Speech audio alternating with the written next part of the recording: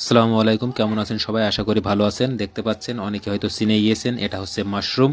আমরা এখানে 25টা স্পুন নিয়ে আসছিলাম। অনেক দিন থেকে আমরা ইচ্ছা করছিলাম যে আমরা মাশরুমটা খাবো, কিন্তু আমাদের এখানে এটা অ্যাভেলেবল না, যার কারণে হচ্ছিল না। অবশেষে আমরা বাগাসরা থেকে একজন মাশরুম উদ্যোক্তা ইমাদুল ভাইয়ের কাছ থেকে মাশরুমের স্পুনগুলো নিয়ে এসে আমরা এখানে রাখছিলাম। দেখেন অনেকগুলো মাশরুম কিন্তু আজকে আমরা উঠাইছি। এটা হচ্ছে ওয়েস্টার জাতের মাশরুম, এটা অনেক পুষ্টিকর। এটা কিন্তু স্যুপ হিসাবে স্যুপ বানিয়ে, চপ বানিয়ে অথবা সরাসরি রান্না করেও খাওয়া যায়। এটা শুটকি করে দীর্ঘদিন সংরক্ষণ করা যায়, পাউডার করে বিভিন্নভাবে কিন্তু এটা খাওয়া যায়। দেখেন খুব সুন্দরভাবে কিন্তু মাশরুমগুলো হয়েছে। এটা অনেক পুষ্টিকর একটি খাবার।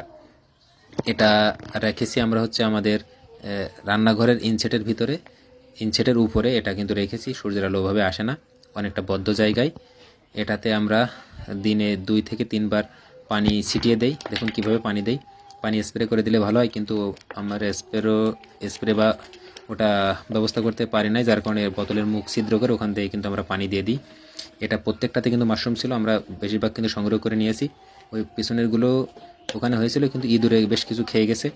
তো সব মিলিয়ে এটা কিন্তু অনেক পুষ্টিকর একটি খাবার, এবং আগামী 3 মাস এখান থেকে একটানা আমরা মাশরুমগুলো পাবো বলে আমরা আশা করছি। তো সব মিলিয়ে একটি নতুন খাবারের একটি হাতেখড়ি আমাদের হলো। আশা করি আপনাদেরকে ভালো লেগেছে বিষয়টা দেখে। ভালো থাকবেন, সুস্থ থাকবেন।